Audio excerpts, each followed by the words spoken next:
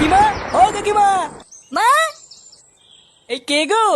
মা গো মা, জামা জমেছে। কোথায় ছিলে তুমি কালকে সারা রাত? এই তো ফুটো। এই মালটাই তো সকাল বলে আমার কাছ থেকে 10 টাকা নিয়ে হ্যান্ডেল মেরে গেল। তুই সারা গ্রামে টাকা নিয়ে হ্যান্ডেল মেরে বেড়াচ্ছিস? এইসব কি বলছো গো জামাইবাবু? হ্যান্ডেল মেরে বেড়াচ্ছি মানে?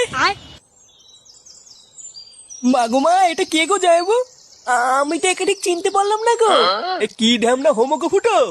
সকাল বলে হ্যান্ডেল মেরে গেল, আবার বলে গেল পরের দিন আসবো, আর এখন বলে নাকি চিনতে পারছে না। এই কি হয়েছে রে, এত চেঁচামেচি কিসের? এই দেখো বাবা, আমি তোমাকে বলেছিলাম না হোমচ থেকে বাড়ি থেকে বের করো। আজ ভোরবেলায় পুরো গ্রামে 10 টাকা নিয়ে হ্যান্ডেল মেরে বেরিয়েছে। এইসব কি বলছিস? ফুটো ঠিকই বলছে কাকু।